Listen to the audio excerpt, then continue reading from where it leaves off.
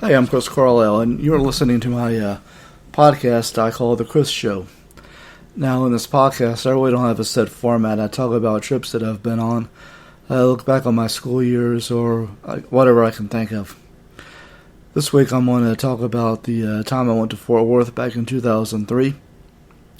I went to the Stockyards and I also went to the Fort Worth Museum of Science and History. While I was writing the script for this podcast, I watched the Super Bowl from last week, which I DVR'd.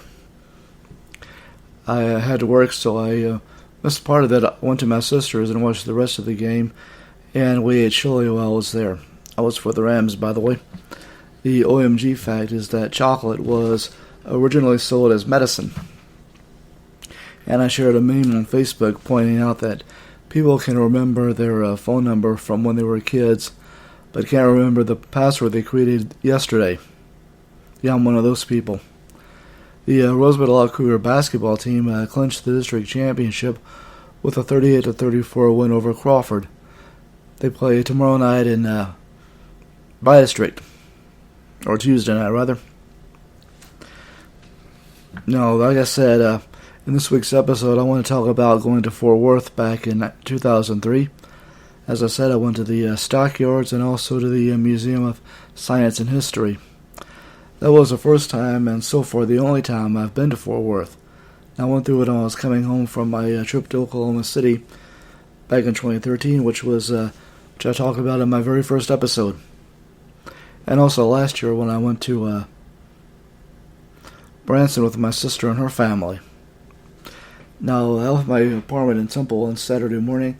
I stayed Saturday through Monday, and I got to Fort Worth around lunchtime. I checked into the hotel I stayed at, the Holiday Inn Express, and I went and got something to eat. I got up Sunday morning, headed to the Stockyards. I had to stop and ask for directions, but I got there. Anyway, the history of the Stockyards dates back to 1876, when the arrival of the railroad made the area a very important livestock center. The Fort Worth Union Stockyards opened on January 19, 1890, and it covered 206 acres. The Fort Worth Dressed Meat and Packing Company was founded on February 7, 1890.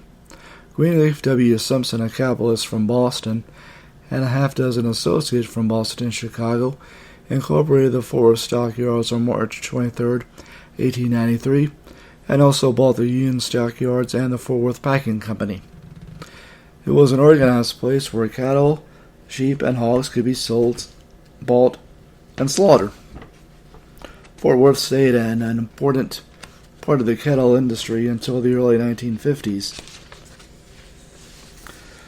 Business went down because of cattle auctions being held closer to where the cattle were produced. The Stockyards were listed as a historical district on the National Registry in 1976. Landmarks there include the entrance sign, the Livestock Exchange Building, and the Cowtown Coliseum. I took pictures of the Livestock Exchange Building and the Coliseum. Now, there's also stores and entertainment venues that capitalize on the Cowtown image of Fort Worth, as opposed to the more sophisticated image of Dallas. The famous Honky Tonk Billy Bob's is located in the Stockyards. There's also a barbecue restaurant called Risky's that I ate at. And there's an Opry and the weekly Stockyards Championship Rodeo held at the Coliseum. And there's also a cattle drive that runs through the Stockyards. And there's also the Texas Trail of Fame, which honors Texas and Western figures. And it's kind of like the Hollywood Walk of Fame. I took pictures of stars honoring such people as Wyatt Earp, Charles Goodnight, Oliver Loving, and former First Lady Lady Bird Johnson. The Fort Worth Stockyards and Stables, they were remodeled and they reopened on April 1st, 2011, and they are located next to the Hyatt Hotel in an original Stockyards building that was built in 1912. And there was another remodel in 2015, in which they moved on to the Armour Building. The horse rentals and carriage rides on the open trails of the Trinity River are offered by the stables. And there is also a heritage railway service between Grapevine Station in Grapevine, Texas, and the stockyards run by the Grapevine Vintage Railroad. While there, I also bought a copy of the book Texas Haunted Forts, written by Elaine Coleman. It tells stories of hauntings taking place at forts in Texas, like Real Presidio de San Saba, Fort Anahuac, Fort Parker, Fort Milam, Fort Davis, Fort Bliss, Fort Stockton, Fort Gaines, and of course the Alamo. I went back home on Monday. Before leaving Fort Worth, I went to the Fort Worth Museum of Science and History. It has a children's museum and an IMAX theater called the Omniplex. Some more landmarks at the stockyards include the White Elephant Saloon, the General Store and Trading Post, and the Star Cafe, and cattle pens. Okay, the Fort Worth Museum of Science and History is located at 1600 Gandy Street in Fort Worth, in the Cultural District. It was opened in 1945 as the Fort Worth Children's Museum and moved to its current location in 1954. It got its current name in 1968. Attractions include the Noble Planetarium and the Omni Theater, with a Stars Cafe and gift shop, in addition to both traveling and permanent science and history exhibits. It was closed for renovations in the fall of 2007, and during the construction it had a limited presence in the National Cowgirl Museum and Hall of Fame next door, with a temporary Two Museums, One Roof campaign. The entire museum moved into a new building at the same site in 2009. The new building was designed by architects Legarreta and Legarreta, and it consists of 166,000 square feet. The original Omni Theater and the lobby were refurbished but left mostly intact, and the museum left one tree from the original museum courtyard undisturbed and built the museum around it, leaving the tree in an open area called the Heritage Courtyard. The total occupancy is 3,369 individuals, and it opened after renovations on Friday, November 20th, 2009. Okay, permanent exhibits include the Fort Worth Children's Museum, Dano Labs and Dano Digging, the Cattle Raisers Museum, Energy Blast, and Innovation Studios. 150 years of Fort Worth traced Fort Worth's development from its beginning as a frontier outpost through its youth as a cattle town, as from the stockyards, and to the present day. It was created by the Fort Worth Museum of Science and History in cooperation with City Center Development Company.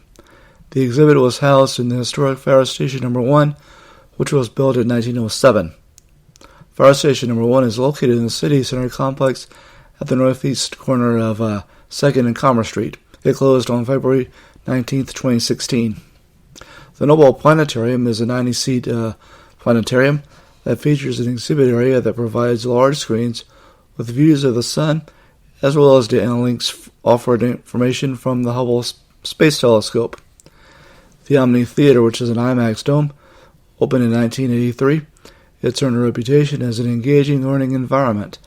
More than 10 million guests have journeyed to remote islands of the Pacific, explored deep under the ocean, splashed down the mighty Colorado of the Grand Canyon, stampeded across the vast Serengeti, traveled through the galaxy to the craters of Mars, and inched up the treacherous peaks of Mount Everest without ever leaving their Omni seats. With an 8-story dome screen and 30-degree stadium seating, it's the largest IMAX dome in the United States west of the Mississippi. Its 120-foot wide screen places the audience in the center of the action.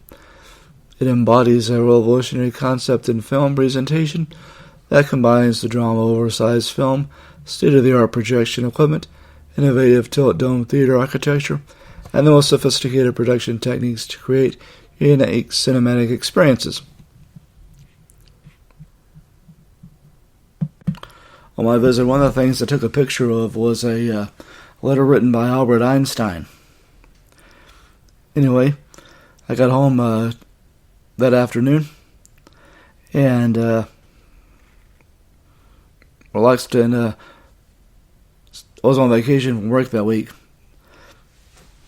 I think I just stayed home and relaxed after that. I might have gone to seen a movie or something. Anyway, The Chris Show is written and produced and hosted by me, Chris Carlisle, and is made possible by the Spreaker Studio app, and is available on Spreaker.com, the Spreaker app, iHeart, Spotify, and Google Podcasts.